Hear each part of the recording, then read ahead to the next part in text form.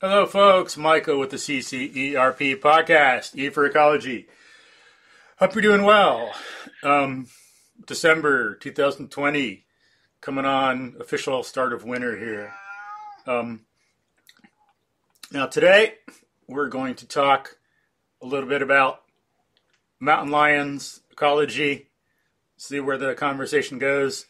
But we are fortunate to be able to talk today to Dr. Mark Elbroch, a world-class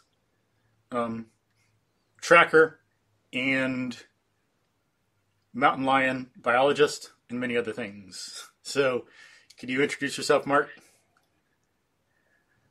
Hi, thanks for having me. Mark Elbroch. I introduced myself, father, Yeah. teller, biologist. That's probably enough. So, and I'll let people see, since he's going to be humble, if you want to know more about him. I'll put some stuff in the show notes. I'll put a link to some of the professional articles he's published, the many, many books he's published. You can see on Amazon some of the organizations he works with. So you have a PhD in ecology. Is that right, Mark? That's true, yes. And then I think you're one of the first ones, not in Africa, to be certified by Cyber Tracker? What level was it? I was the 17th person to be certified as a senior tracker and the first non-African. And then, since then, there's been, I think, a fairly steady flow of Americans going over there to be tested. So that's cool. There's quite a few folks who hold certificates given in Africa. Cool. Nice. And then, we brought the system back here, and I think it was 2005 was when we gave our first evaluation here in the United States, and it's grown since then. Cool. How did you get into nature and ecology in the first place? Anything like formative when you were growing up? Yes. I was born. That was it. I've sort of been obsessed with animals and the natural world since I can remember. Cool. I honestly couldn't imagine doing anything else. Nice. Did you grow up more in the country or the city? I was, my immediate family was an Air Force family, so we bounced around quite a bit. But I'd say, growing up, we were kind of suburban, with chunks of woods nearby, I would say is probably our predominant lifestyle. But we had roots in England, so I was born in England. My father was stationed over there. My mother's British, and the British side of our family was fairly influential on my youth and education. My grandfather was a poet and naturalist, both, not professionally, but just for fun. And my great uncle worked at the Natural History Museum in London, and so that gave me privilege to go into the back rooms and see all sorts of amazing things as a young man. But those roots were important because we were there every year. And so even though we moved as a family, as the Air Force dictated, we always had this same place to go back to. And it was very rural. And because the way that England functions with public paths and things like that, there's just room to roam. And so I spent my entire childhood sort of tagging along behind my grandfather as he spouted poetry and taught me about plants and birds and such as we wandered. Cool. So nice. It was a great way to grow up. Yeah. Do you have some recommendations for people? I know this maybe would come out of nowhere, but in the questions I sent to look at, but do you have some suggestions for people who live in a suburban area to get themselves or their kids more involved in nature? Oh, Should we go on to other Get out. questions? Yeah. Just, Get out. yeah. Yeah. Kind of curiosity takes You care of know, itself. yeah, well, I mean, also just get out, just leave suburbia behind. There's not that there isn't wilderness in suburbia. There's, of course, plants growing in the cracks, and there's even an empty lot in a city brings about all sorts of opportunity. But it does make a difference to just get out away from suburbia as well and experience a larger, more formidable wild place. I think that helps to create an impression. Hmm. And also, I would just recommend, just interacting with the natural world in some way. For me growing up, it was birds and animals were sort of the primary sort of vehicles for me to kind of interact, but catching things. And I did that certainly plenty in suburbia growing up. I mean, even living on Air Force bases, we had creeks that ran through the neighborhood, and we were always down there catching snakes and turtles and whatnot. And that sort of interaction, I think, is critical to building a rapport with nature. Yeah. Other people say the same thing. Heard basically the same thing from Griff Griffith out in California.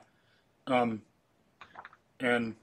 oh, I should know his name. Can't think of it right now. It's in my head. But Baron Heinrich, The Mind of the Raven, and some other books. He says the same thing too. Yeah. Yeah. Yeah, I don't think it's anything too elusive or magical. It's get out there and become, actually interact with the world around you. Yeah. Yeah, that's a good way to put it. It's not magic. It doesn't require some special thing. It's just in our nature. Get out there and you and nature will take care of it. Yeah. Yeah. We are animals, as we need to remind ourselves once in a while. Yeah. True. Cool. So, of the many things we can talk about, the too many things, I guess we'll talk a little bit more about mountain lions and ecology today. So first of all, let me see. What's ecology? Oh gosh, it's a pretty broad discipline. I think the one that kind of resonates with many folk is just thinking of ecology as rather than a single species focus or a single question, even if it's geology or whatever, it's the interdisciplinary or interplay between all the parts in the ecosystem. So looking at the relationships an animal has rather than the animal itself, focus on its relationships with its, trying to avoid science terms here, but the living and the non-living things around it. And so it's, I think of ecology as a focus on relationships rather than individuals. And so you kind of look at things as they sit within an environment or a community or a landscape or a world. Cool. Can you give us an example of maybe like a bird with its environment or a snake? We'll get into mountain lions soon, but anything else about like an example of what an ecological perspective might be? Well, sure. I mean, and I can tell you the focus of my own work is, I often look not just at mountain lions, in terms of like what is a mountain lion and what does it do, but I look at their relationship with wolves and bears and prey, and so elk, deer, and beavers and porcupines, and how these things also influence mountain lions. So what happens to a mountain lion lives with a wolf versus in an area where there are no wolves? How does it interact and change its behavior when it's near people versus far from people? These are all sort of ecological approaches to it. What happens when it lives in an environment with more rain versus an environment where it's dry? So we can look at, precipitation as an ecological variable or, a non-living entity that would influence the life of a mountain lion. So again, everything that when an ecologist looks at a question or an animal, it's always looking at how it ties and is influenced and how it influences other pieces of the puzzle within the community that it sits. Mm-hmm. Or it could be maybe talking about some mammals changing their behavior when humans are around, coming out more at night instead of during the day. There's just that. And then how it affects their prey, Sure. how it affects them, and then how it's related to maybe before they were out in the day more, they're getting more vitamin D. Maybe they're not now. How do they get it? Would it be something like that? Absolutely. All Those that are kind of, all ecological questions. yeah, cool, Yeah. cool. Or maybe people putting out poisons the rats, affects the birds, how that affects the mice population, how it all feeds back, something like that also. Cool, Sure. Food chains and sort of trophic levels and cascades are all sort of classic ecological thinking. cool. So, a lot of your more recent research has been on mountain lions. That is true. Yeah. How did you get into that? Oh gosh. You know, I'll I'll I'll open up a little bit here. So, I didn't really want to study mountain lions. I don't, this is years ago. It's not that I had any special rapport with mountain lions. I really am fascinated with lots and lots of animals. I could be just as happy studying many, many kinds of animals. In fact, I tried very hard to be a black bear biologist and failed. Then I tried equally hard to be a fisher biologist and failed at that as well. And by failed, I just mean that there just wasn't an opportunity to get paid to do the work I wanted to do. But lo and behold, an opportunity opened for me to study mountain lions. And it is interesting because, I spent a lot of time, especially tracking and following black bears. And I feel like I have a real rapport with that species. When a black bear looks at me, I feel like I have a pretty good sense of what it's thinking, meaning like I Cool. can read its body language, I can see where its ears are, and I have a general sense of whether it's nervous or scared or curious or upset, and so I can kind of respond to that. When I look at a mountain lion, I'll admit they're so alien to me, that I kind of get lost in their eyes because it's very hard for me to decipher what they're thinking. Interesting. They're either really good poker players or, they just give away. I mean, you can read their ears and their body language, and I certainly have learned that over the years, but I don't know, there's just something so different about a mountain lion that I've never felt that closeness with them as I have with bears from years ago. But that said, so I got into mountain lions, just as most wildlife biologist folks do. You stumble into a species. And yes, Yeah. there's the odd that grows up and says, I'm going to study tigers because I read about them when I was 3. And, my parents told me stories about them. And then I was obsessed with them through grade school. And, boom, they become a tiger conservation advocate or biologist or some sort of something tigerish. Which, that's the rare case, and it does happen, but that's the less frequent course of action. What generally happens is, in wildlife, is you take the jobs that are offered to you and the opportunities. And so I was, incredibly lucky to be offered one with mountain lions.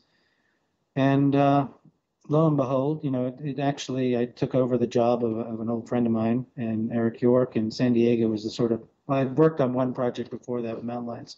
But that was my first sort of full-time mountain lion gig as a full-time salaried employee. And then, I went to grad school and again studied mountain lions for my grad research and have done nothing but mountain lions since. So, but incredibly lucky. And I think the more important question I like to emphasize is, why did I stay with mountain lions? I could have bounced around so much in my earlier years, catching all sorts of critters from coyotes to bobcats to badgers to squirrels to ground squirrels to, all sorts of stuff and been absolutely just as enthused and curious along the way to learn something about all those animals. But mountain lions, I think part of the reasons I've stayed with them is actually not the animal, it's the people. That people are passionate about mountain lions. They love them or they hate them. And fairly few folks have nothing to say about a mountain lion.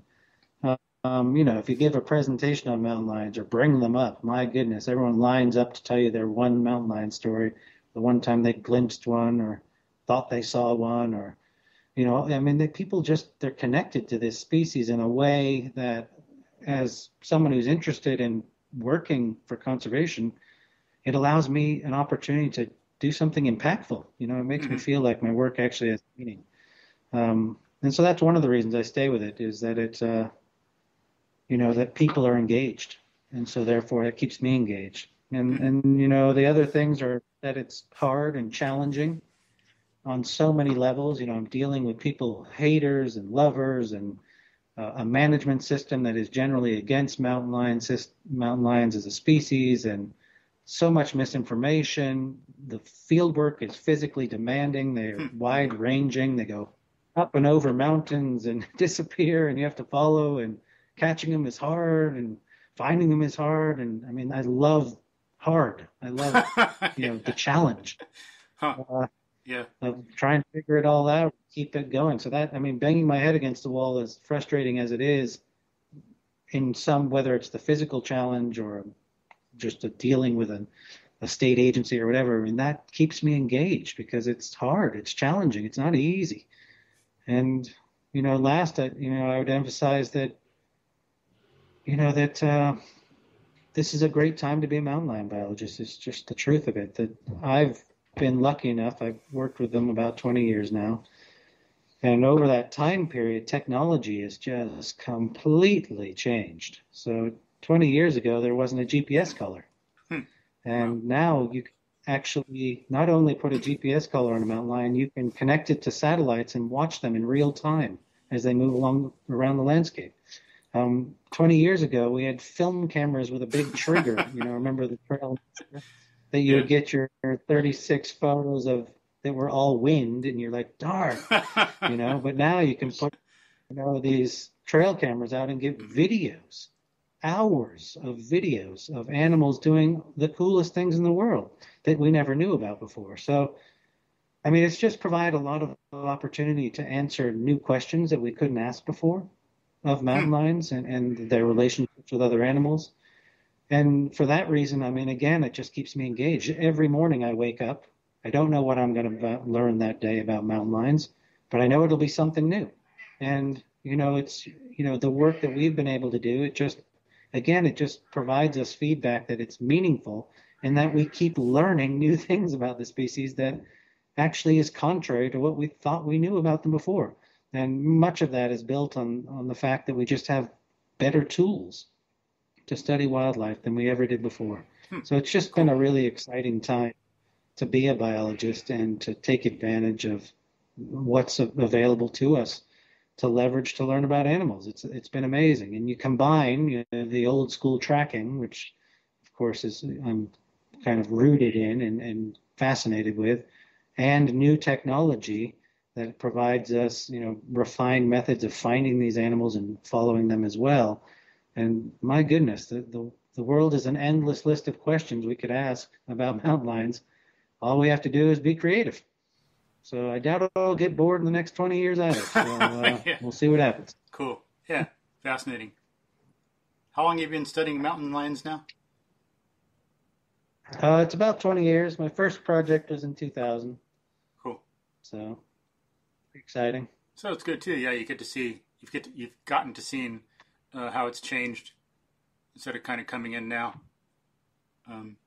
No, absolutely. It's for folks who have no idea how this all works. The old system, they call them VHF, or very high frequency colors. And, they're like radio stations. So each color is a radio station. And then you would, instead of having your receiver in the truck or your car that you kind of turn to radio stations, you'd have it in your hand, right? And you'd walk around with this antenna and you could tune in to it. And that's how you would find them. And you had to triangulate, remember the old words of triangulation, and you kind of crosses. And so, yeah, we think they're here on this map that you would hand draw. It was a big deal. And so you can imagine the error due to human error and landscape, et cetera, on those locations. But now think of a mountain lion with a 250-mile square range, home range, and there's mountains and valleys. And so if you're on foot, if you're in this valley and they're in the next valley, you can't hear them at all. You have no idea where they are. So you wander around with your antenna for days. And so, back in the old days, we were lucky to get a single location every 2 weeks. And if you were lucky enough to have a big budget and you could hire a pilot, you could get one a week because, the pilot would do a couple cats and then do a couple the next day. And, then your money would be gone and you'd hope that you could do that every so often. And, but now, I mean, my God, I get up in the morning, I say, where were they last night? I slept well. I didn't have to be out all night with my antenna looking for them. And you get really great locations. Cool. Yeah. And it's just it's a different world. Yeah, it's kind of like, I guess, in some ways, off the top of my head, trying to find something with a metal detector versus nowadays, like having each little item already wrapped and you can figure out where they are. I had to sit in my bed. Oh, there's all the things I'm trying to find. Ding, ding, ding, ding, ding. Exactly. Instead of going out with a metal detector. Yeah. That's exactly. And folks can still see some of that. There's still some videos on YouTube of people doing things the old-fashioned way. Some old-time videos out. Sure. And you can read about it. Yeah. Cool. Mm-hmm. So, what are some of the things you've learned about mountain lions? You say you've learned some things that show some things are wrong. I've known, what was it? Forgot his exact name now. Moffat about wolves.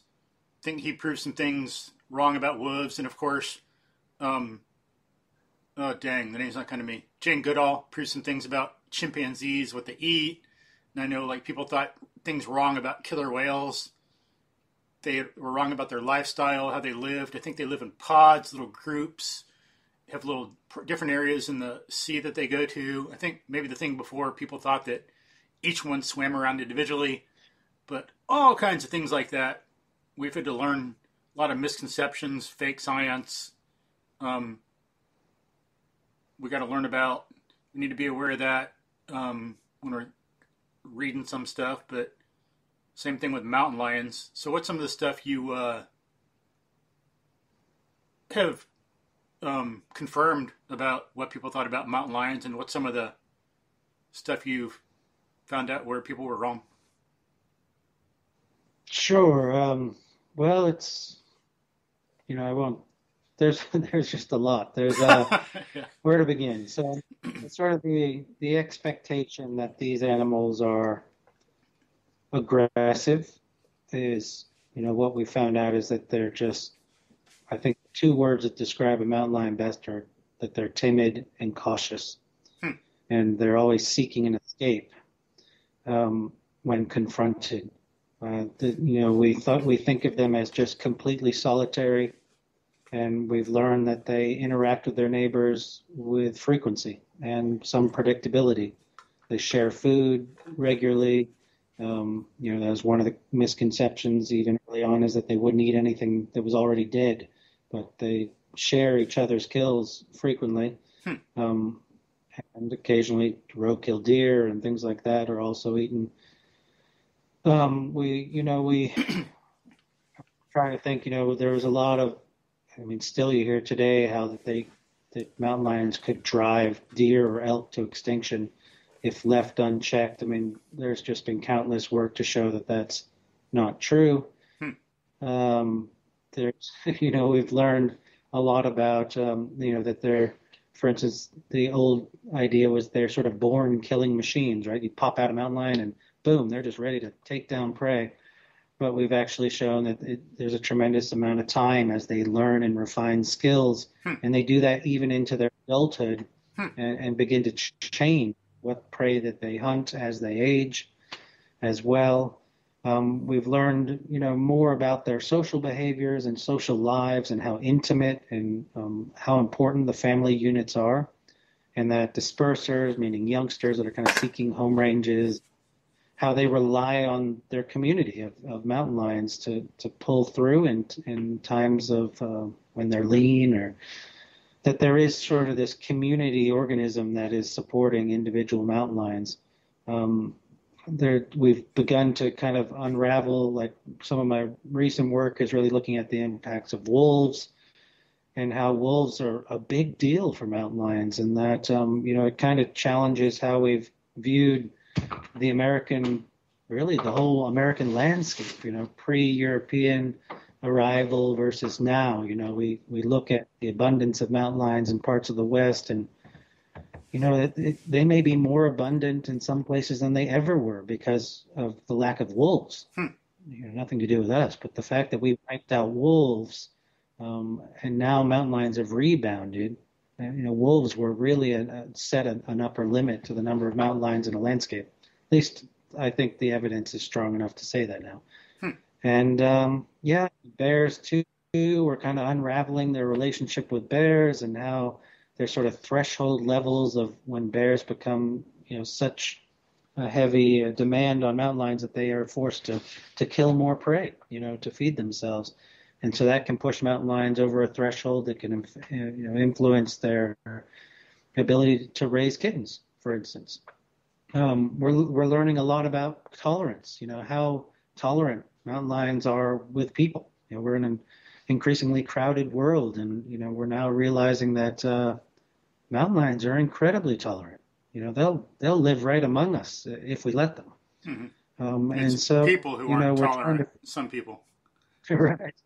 Right. And now we have to figure out, what does that mean? Because if you live in the presence of a large carnivore, you do have to change. You can't just expect your life to be the same in the absence and in the presence of large carnivores. You do have to actually start paying attention and make some decisions to accommodate them. And, that's kind of where we are today, is sort of faced with this dilemma of, what are people willing to do to live in a landscape with mountain lions? Because certainly there are those folks who say, I'm not willing to do anything and I don't want to live with mountain lions.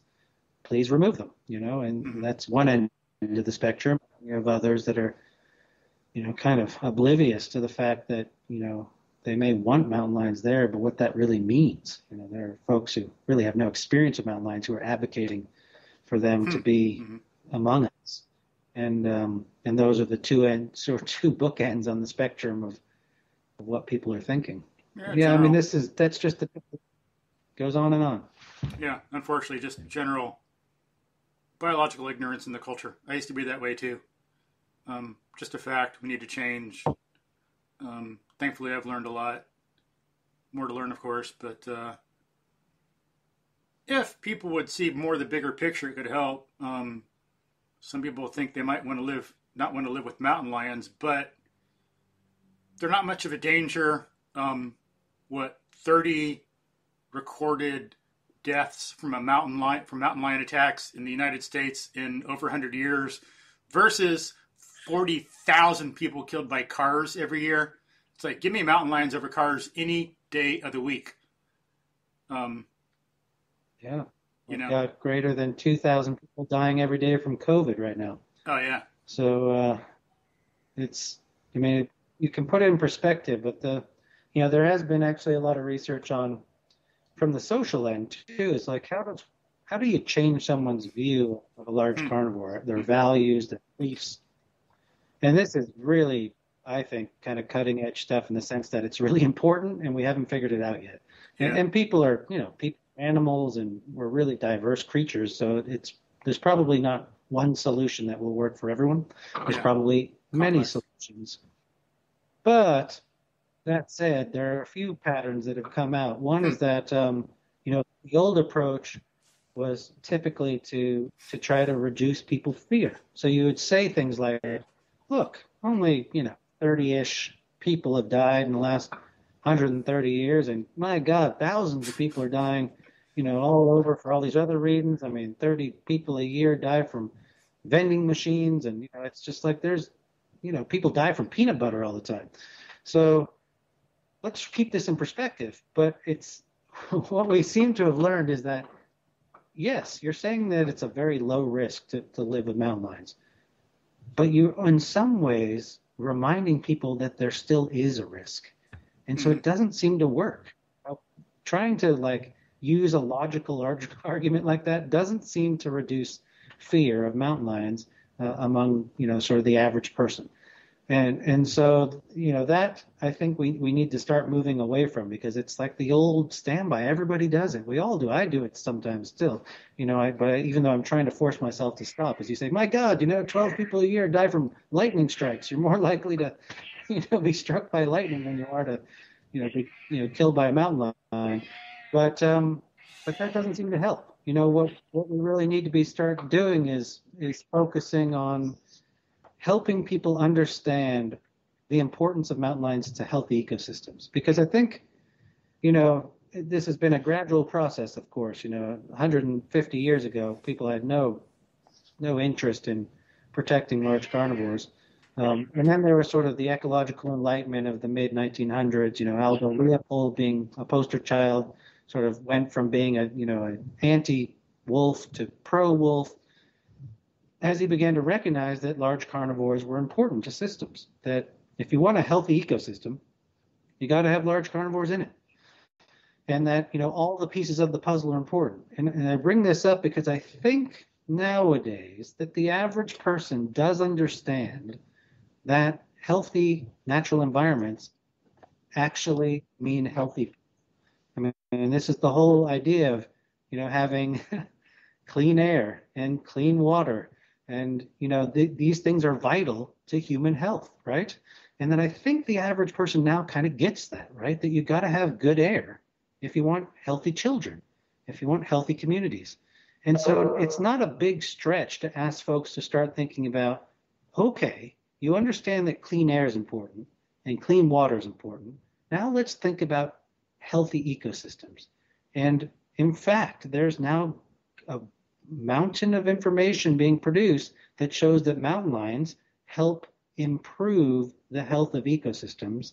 They increase biodiversity, and they increase the ability of an ecosystem to rebound after it's injured, whether it's a disease outbreak, a flood, a drought, a disease, anything that kind of can go through and wipe through an ecosystem and cause havoc.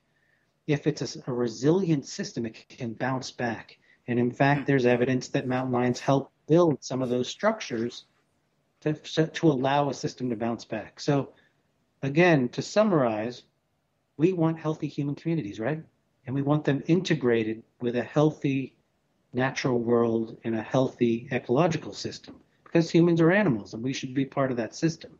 And if you really believe in that, then you should support mountain lions. And I think that using that approach moving forward to kind of help people understand that living with mountain lions is only helping ourselves. That's actually in our best interest, because then we have healthy ecosystems. That perhaps that's a better approach than just saying, don't worry, it's a tiny risk. You're more likely to die from a million other ways than a mountain lion. That I'm hoping that might, convince more people to embrace the idea of living with a large carnivore. Yeah, won't be everybody. As you say, more people. There's going to be some who reject it, of course. Look at human history and some governments and societies we've had. Some people are like that, but yeah. Shouldn't be logical in the sense of like Platonic logic or like Spock in the Starship Enterprise. Logic in an Aristotelian sense. You got to let them know the broader context, and then, the value. There's got to be a value component. Why is this important for me? Why does it matter? Why does it matter for your kids? It's not just some arbitrary Platonic floating thing that some like floating logic, floating fact, but it's got to be something that connects it to them, connects it to reality, makes it meaningful and real. Absolutely. Yeah, and then you got to have, because we're so complex, we're not computers, we need the logic, the value, the emotion, the sociology, the psychology. We're like self-sovereign social animals, fission fusion, so got to consider conventions and fads and philosophy, and it's complicated. Yeah. Indeed. Yeah, get the logic wrapped up in a good story. Yeah. Tell a good story, and that'll make it get the value and logic wrapped up in that. That'll help. Yeah. Kind of get more stuff out there instead of, oh my gosh, a mountain lion was tracking me. Get stories about how they helped make the environment better. Like one thing I like about rattlesnakes, don't remember the book, but Scribe Vineyard in California, some guy, one of the two brothers owned it. One was killing a lot of rattlesnakes because, rattlesnakes are bad. Ride around on his horse, find one, shoot it. And then all of a sudden their grape crop started decreasing. And the guy, thankfully, he was smart enough to figure out why and get things straight and get an ecological solution. But gophers were eating up the roots, the grapevines, and so they were dying. And of course, rattlesnakes are like the only thing or one of the only animals that can go into a gopher den and get the gophers and keep them under control.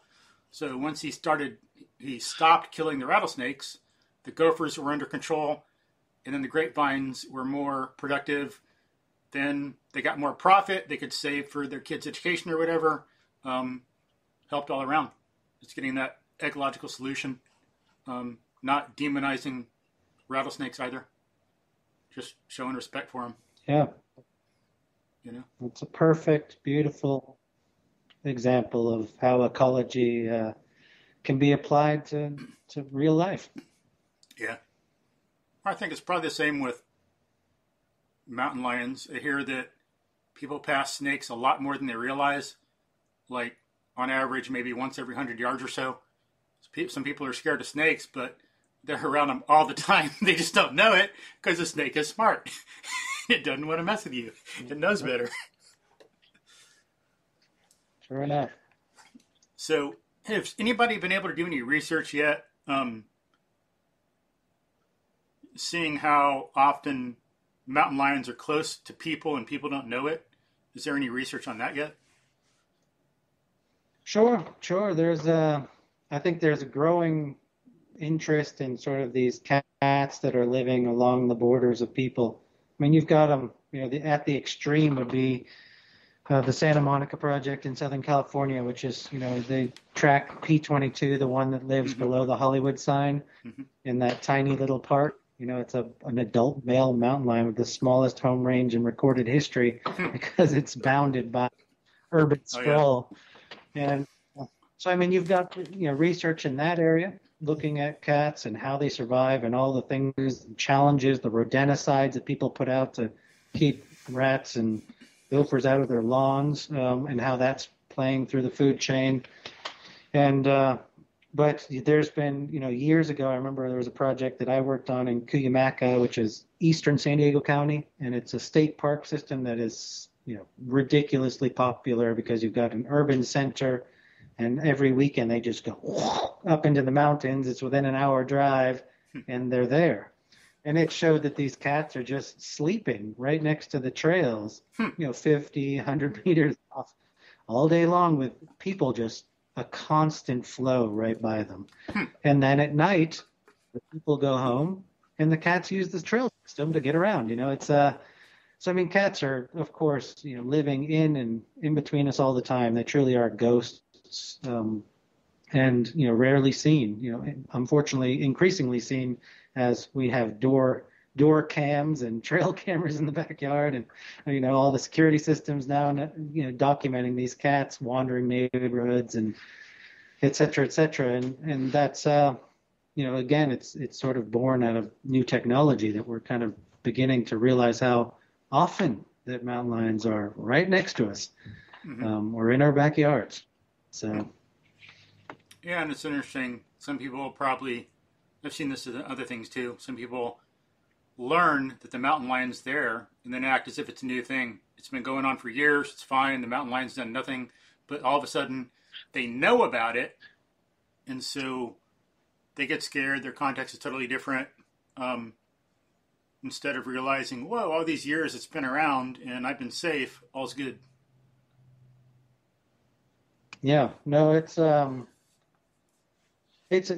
as you said, complicated before, but it's, unfortunately living in our country, the legal system has such a large part of our culture that, people are worried about litigation. So you have state agencies who Hmm. are concerned, county governments who are concerned. There was several cases in California where people, after suffering an attack or someone in their family was suffered an attack, that they sued Hmm. counties, Hmm. county governments, Hmm. because there weren't enough signs to say that there were mountain lions there. Hmm. I mean, and some might argue you just went into the wilderness, into a huge park. Of course there are mountain lions there. Why didn't you know that? But then there are those who felt like it was you're required as the caretaker of that property, if it's public space, to inform people of the risks of entering. Of course, you go to some of these California parks, except in California, Southern California, there are these signs everywhere. And you do wonder if that just feeds fear. Hmm. Now it says like you're entering mountain lion country. And, but this is the reality of living in the United States and being in a litigious culture in which people sue. And so who's responsible for mountain lions? This has been a big debate, and it happens with researchers too. I mean, years ago, when first GPS collars came out, so suddenly we knew where mountain lions were. We were required as part of our research permits to tell the state every time they came within 200 meters of a house. Hmm. And now some of these projects are in suburbia, and so I mean, you'd be calling them all the time, like multiple times per day. Yeah, there, yeah, he's still near a house. Now he's near another house. And I think that, at least in terms of state agencies' perspectives, there has been a shift to saying, we can't be responsible for wild animals Hmm. doing wild things. It's crazy that we would be held accountable for the actions of a wild animal, but it, Or it still lightning. does play into their decision. Yeah, I mean, it still plays into decisions like if they move an animal, for instance. For mountain lions, that's a big deal, right? So say they pick up a mountain lion that's in suburbia and they move it to another area. What if that goes into another urban area and hurts someone or a pet or a sheep or whatever? Are they responsible for that because they moved it? And so then even worse, imagine like that the mountain lion comes in and it kills a chicken, which not that uncommon, especially where I live. You hear about some chickens getting killed by a mountain lion. And what if they trap that mountain lion and they move it and then it kills another chicken or a goat or a dog? Are they responsible because they moved it? And states generally still think they are. And so Hmm. they typically kill any mountain lion that takes a pet or a Hmm. livestock of any Sad. kind, Yeah. rather than because they are worried about the potential litigation and being held responsible for that animal if they move it. And so again, I mean, it's just a mess. Um, but this is the reality of Yeah. living with human beings, right? This is who we are. Yeah. Until we get some philosophical things better in the culture in general and kind of get education a little better in that respect, um, it'll stay the same or get worse. But Yeah, and legal precedent, that can yeah, help too. Is like if we yeah, can get a court case and have a judge say, give me a break. It's a wild animal. There's no one's responsible for it. And if that could be on record, then at least, and I think there has been a few cases in California that have allowed that state agency to feel a little bit more they're now allowing research near urban centers, of course. So, I mean, they feel a little less responsible for mountain lions that are wearing collars and stuff like that. hmm, So hmm, that's good. yeah, cool. And what is it in the nature of mountain lions that makes them like that? Um, like some people are scared of copperheads. However, copperheads are more, I think, ambush predators. Um, they got their camouflage to help them hide. They don't go chasing after some things like wolves do. Um, you can step right next to a copperhead, and a lot of times, most every time, it's not going to do anything. If you step on it, there's a problem. But I think from what I've read, from what I've heard, the behavior, a lot of things, is determined in part by their like predatory survival strategies and reproductive strategies.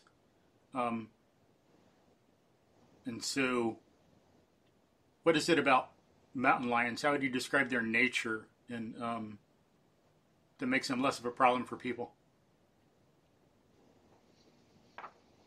Yeah, I think it's you know, I think in the beginning I said, I emphasize how timid and cautious they are, and I mean that I honestly emphasize that a lot because, I've caught lots of animals over my career, and I realize that some folks don't appreciate that, but it's true, and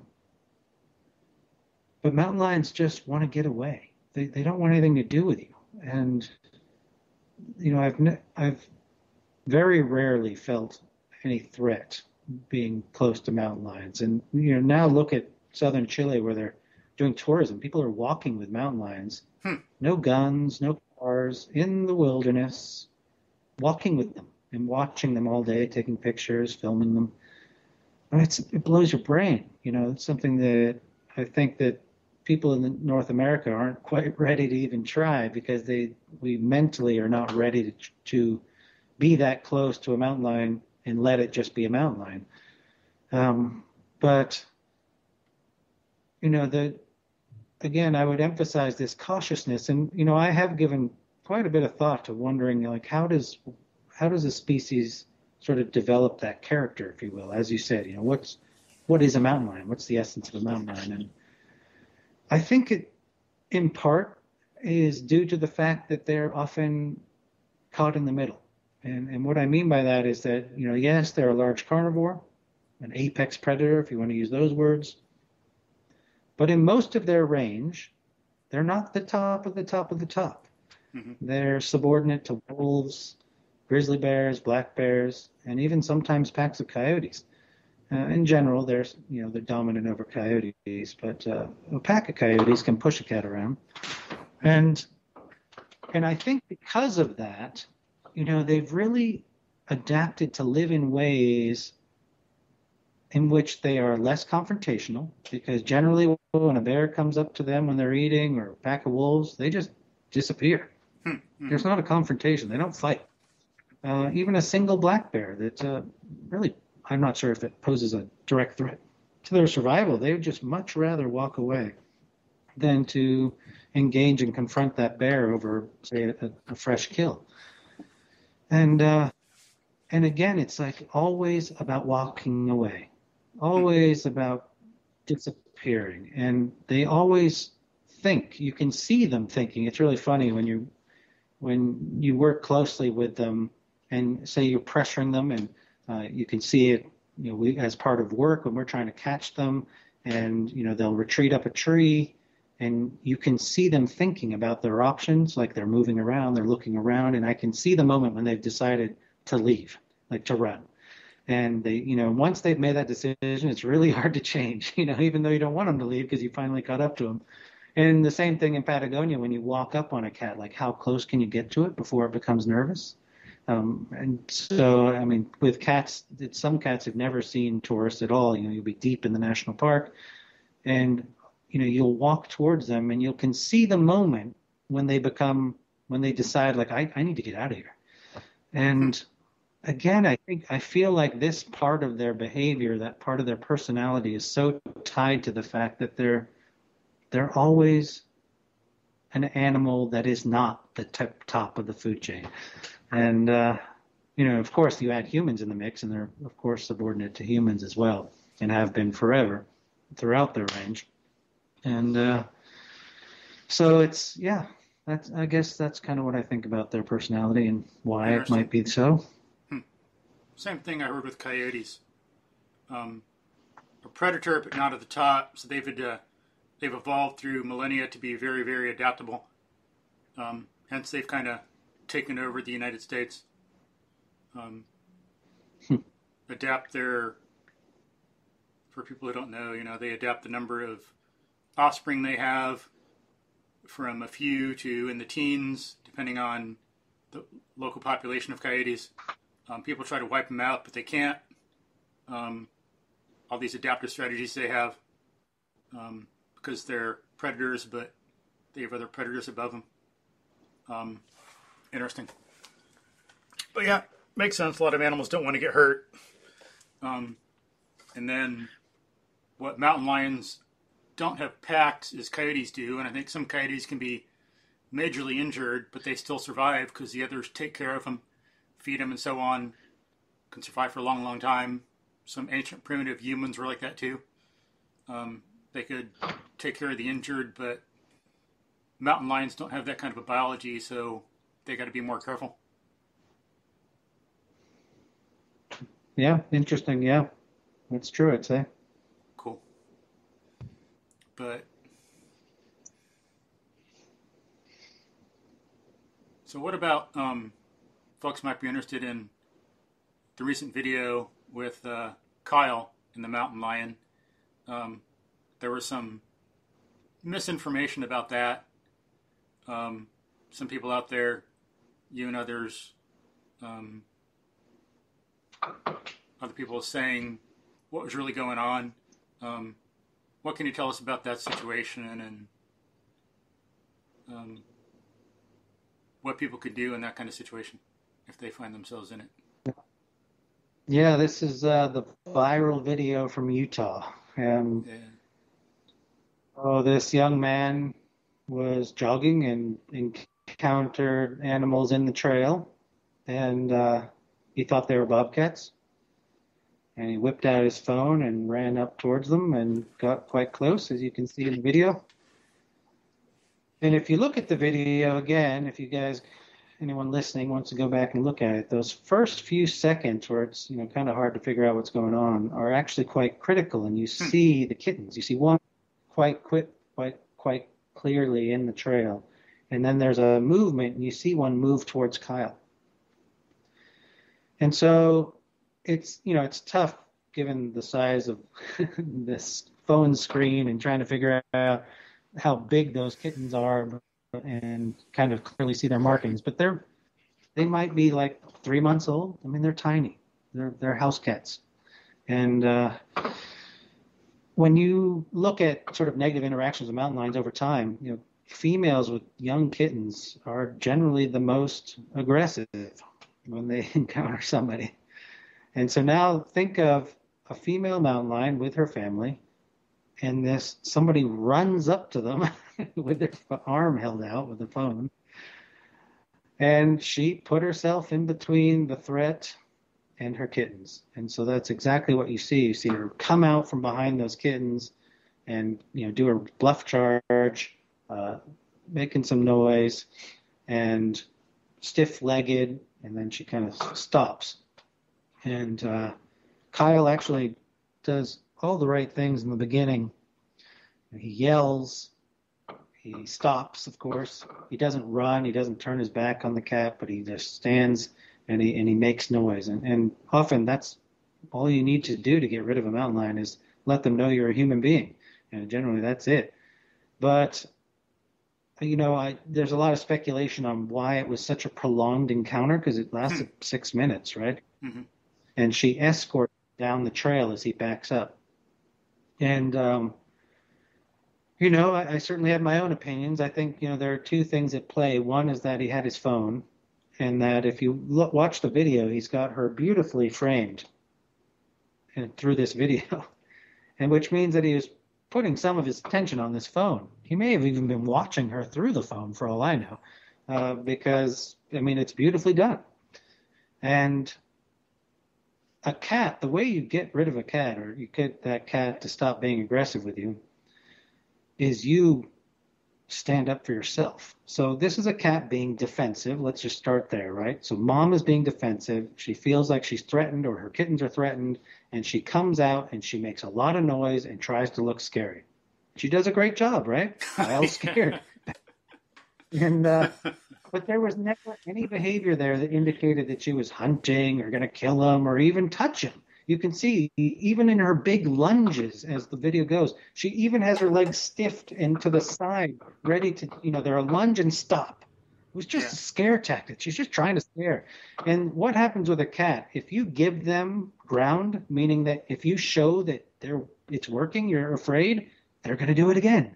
and again, and she's just taking the upper hand in this exchange. And so you're just egging her on by not giving her your full attention. That's, I think, was one of Kyle's biggest mistakes, is she can see and feel that his attention is not completely on her. And so she's winning. So what do you keep doing when you're winning? You keep going, and she just pushing him. And he never, other than that initial moment when she appeared, engaged with her fully. He just kept giving his attention to the phone. And that was a big mistake, in my opinion. And I think it's sort of generational thing. The last thing I would think of when confronted by an online is pulling my phone out of my pocket. I'm just too old for that. Yeah. And, but, so there's number one. And number two, when you're confronted with a cat, you need to make sure they know that you are not to be messed with. The best thing you can do when confronted by an aggressive animal is to be more aggressive right back. I tell folks, take a step or two towards them while yelling, clap your hands. Some people, I've felt this myself, when you're so scared that you can't form words, scream, yell, whatever comes out, primal rage. I clap my hands, I yell, and I'm just like, get back, I've had cats come at me and you're just like, stop, do not do what you're doing. And that generally, get them to stop. And this cat in particular in that video even paused a couple times. You see her look over her shoulder back to where she'd left the kittens. Those were amazing opportunities. All he had to do was take 2 steps at her and yell, and she'd be gone. But he doesn't. He doesn't give her his full attention, and he acts like the very scared person that he no doubt was. And I'm not putting him down because, my God, he was confronted by a mountain lion in the woods, Of course he's scared. And but I'm just saying that the way to end that engagement would have been to stand strong. And how does he end it in the end? He finally just clearly gets over what's happening. He's like, I gotta step this up. He picks up a rock and he throws it at her, and boom, she's gone. So imagine if he had done that immediately. That would have been a 10-second encounter. Then we wouldn't have the good video feed we do.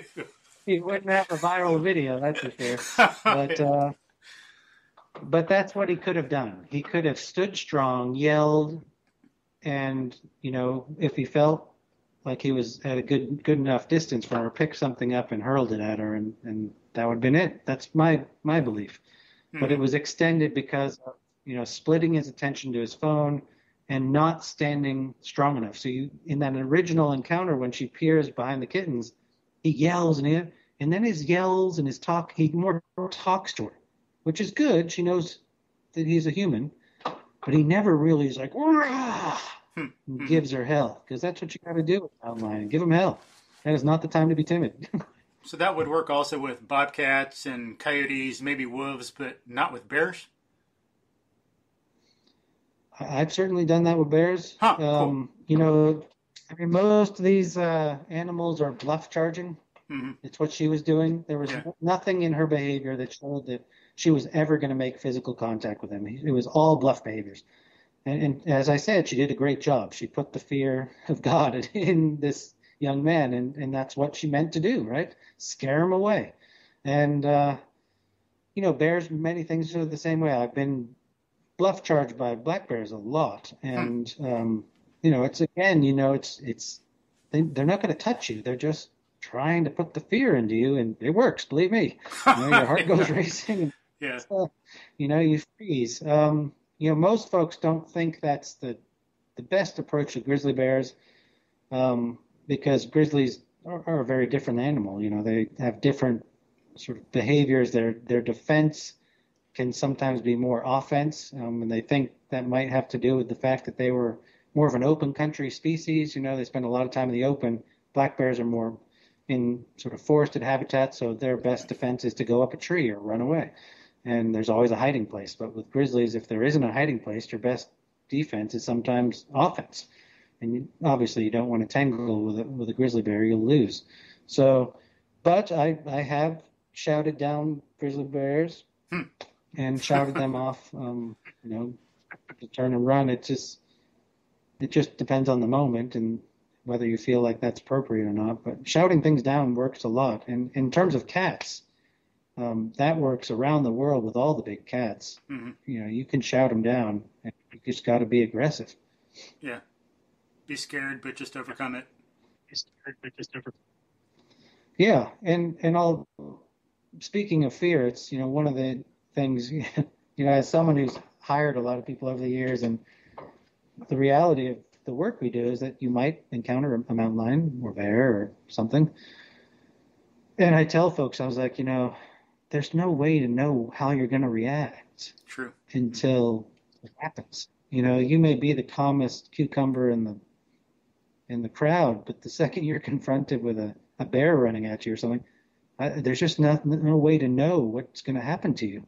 I mean, I myself find that I feel like I freeze more than anything, which is great. I don't run because I'm rooted to the spot, and that actually ends up being in my favor. But I have been with people who quite literally just, seem like they'll be fine in that kind of scenario, and they just turn and run, and you just have to grab them and stop them from running. And with exposure, they can have certainly overcome some of these things. But yeah, training. It's I say I share this just because there's no judgment. There's human instinct is not something you judge. It just is. And some people run, some people freeze, and some people are actually cool as a cucumber and can rationally think about what they're doing. Yeah, even from what I heard with some highly trained special forces people, sometimes you don't know what they're going to do until you get them into an actual combat situation, and then they surprise you. Exactly. I imagine it's the exact same. I mean, how do you know what someone's going to do until they're confronted and the juices just go rush, the adrenaline's going through your body, and you don't really think in those moments. You react. Yeah. And it's tough. You hope the training kicks in, of course, especially in the military setting. And so you can do some of that, working with large carnivores. You can sort of think through things and practice scenarios, but clearly the military is, does that far more than a typical large carnivore biologist. Yeah. Or I think I heard it's in the police too. Sometimes, shooting at a target is one thing, but when you're being shot at, it's an entirely different thing. Yeah. So. Yeah. But yeah, if people studied more of that, instead of learning about DNA, it could be more helpful. They'd be more confident about going outdoors for one thing. Like, I saw a coyote recently, and, someone I told about that was all scared. Oh my gosh, if I would have been horrified if I would have seen that, I would have run. It's like, no, they're scared of you. They're like 30 pounds. It's like, you got your, head in the wrong place. It's like, and even, I didn't even have to do anything, and the coyote was always running, already walking away or running from me, looking at me, curious, but it was majorly keeping its distance. Or snakes, it's like, come across snakes on the trail where I live, and they're terrified. One time I saw a little coral snake, little baby. It was so cute, and it had to get up this little rise of sand to get away, and of course the sand was given away, and it was just wiggling like I've never seen a snake wiggle in all my life, just terrified, trying to get up this little rise. Finally it did, and went off into the leaves and the undergrowth, but they want to get away. Leave them alone, and a lot of things want to get the hell away from you. But yeah, you bet. Interesting about mountain lions, though, about their timidity and all that. That makes sense with the other predators, as you say. Then one thing that would help people is try not to be outdoors alone. Just like a flock of birds, more people, make yourself look bigger to the predator. More people creating noise, banging stuff. And then, sure. In that case, if it's a group, if one person in the middle wants to get out their cell phone and take a video, then it's not such a big deal, but everyone else can be scaring it. Right. Yeah. Right. I also, we're talking general safety. If you're in mountain lion country, you shouldn't be jogging or mountain biking at dawn and dusk with your headphones and a hoodie on so that you can't see or hear anything. That to me is just plain foolish. It's, not that mountain waiting to take advantage of such people, but in the rare instance in which a mountain lion does stalk or attack someone, and if they can't hear or see, that's just crazy. Why would you? I mean, Yeah. it works for all predators, predators included. Why would you do that, in dawn or dusk when cats are most active?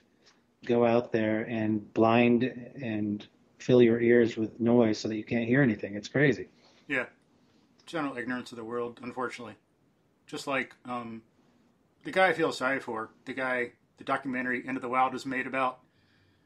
It's unfortunate, it's sad, but I wish he would have been more informed when he went out into Alaska, knew more about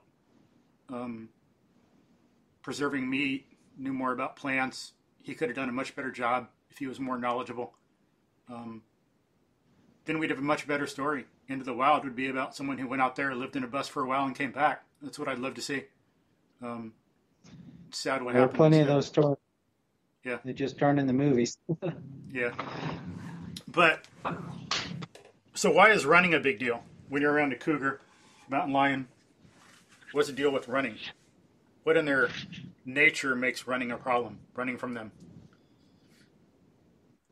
Well, I think it's true that think of a house cat and people who put things on a string and drag it in front of the cat and it makes the cat want to jump on it. So it's that same idea that it just triggers something inside them, that sort of predatory instinctual behavior that makes them want to jump on it. There's a terrifying, amazing story locally to where I am, in Washington State. There were some kids, high school kids. It just snowed, and they were, four-wheeling in the national forest just by my place, and they had attached a sled to the back of the truck, and they were taking turns in the sled.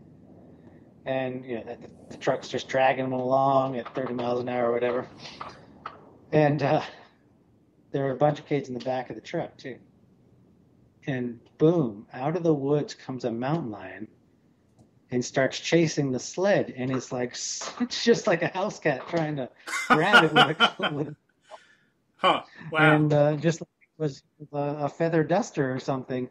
And they're yelling in the truck to the driver, speed up, because they didn't. And they ended up outrunning the mountain lion, who finally gave up. But it was chasing it, and it was just like it was a ball on a string, just trying to grab the sled, which had a person in it. Wow. And so you can imagine that it was totally terrifying for those people. Yeah. But now that they laugh about it.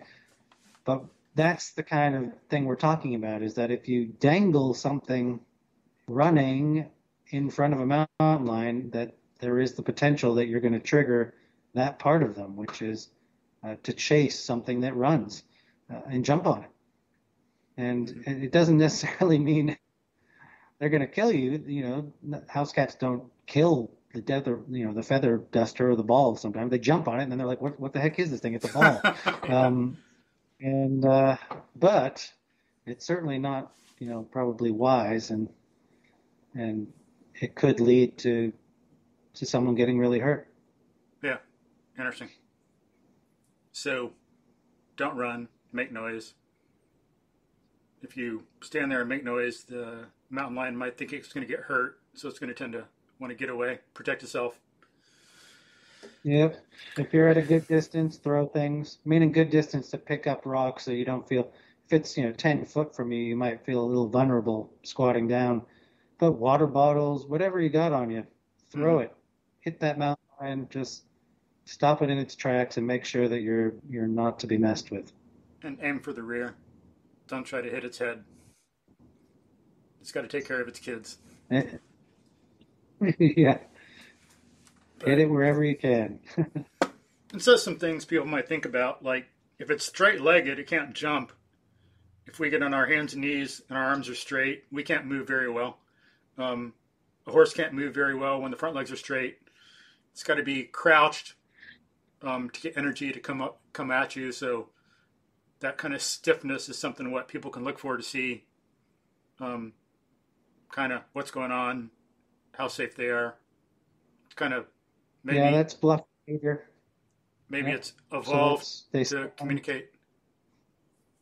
Yeah. So, I mean, anytime you see a cat standing stiff-legged, it generally is trying to intimidate you, not trying to hurt you. And but as you said, if the head goes down below the shoulders and they start crouching, then you should definitely be concerned. Mm-hmm. And then insofar as having mountain lions in the area and needing to be alert, I think that's actually an important skill anyway. If you think about the context, you don't have much, anything to worry about with the mountain lion. It's people we need to be worried about. If we do start paying more attention and be more on the alert for mountain lions, that's just teaching us skills that we can bring into parking lots, shopping malls, other situations where criminals, kind of the significant predators we really should be worrying about, where those predators have their habitat and stock. It's like that would help avoid crime a lot. But Sure. well, we've gone about an hour. I think this might be good for folks about mountain lions. Anything else you want to say about mountain lions, your research, what you've discovered with them, why you like them? Any last words? No, I mean, if folks are interested in mountain lions and kind of our work, we do maintain a Facebook page. It's called Panthera Puma Program, where we kind of provide updates on our research. We try to share, some of the stuff other folks are doing, but it's also a place where you can reach out to us with questions, or and it may take us a bit, but we'll get back to you. And also have this new book that's just come out, The Cougar Conundrum, and would encourage you to read it if you're interested in mountain lions. It goes into human safety, livestock safety, whether they're going to eat all the deer, tries to address some of the big concerns that people might have about them, and talks a lot about their management and kind of how we manage wildlife in North America more broadly. So it's might be of interest to you. Is that going to be on Audible anytime soon? I have no idea if they're going to do a recorded version. Someone else asked me that, and I honestly don't know if it's Island Press is the publisher, whether they do Audible or order books at all. I love Audible. I wish I would. No, me too. That's my new thing. It's definitely not new. It's years now. But I just listen to books. It's fantastic. Yeah. Could I ask you really quickly, you got 5 minutes or something, you need to run. I need coffee, so I'm good with stopping too, but maybe we'll just stop. We can talk about some other stuff some other time, but I'm a little brain dead. Need some coffee. But cool. So thank you, Mark. Appreciate the talk and discussion and time, and appreciate all you do to try to help people be more informed ecologically and do tracking and all that. I need to get into that more. Get some cyber tracker certifications and all that. That'd be awesome. It'd be fun. But yeah, it's a wonderful experience. Don't be intimidated by the fact that it's an evaluation. It's more about bringing people together to learn and celebrating what people already know. Yeah, that's what I'd want to do. Even if I didn't pass anything, just getting to talk to people, getting to learn all this stuff. It's that'd be the more important thing. It'd be great.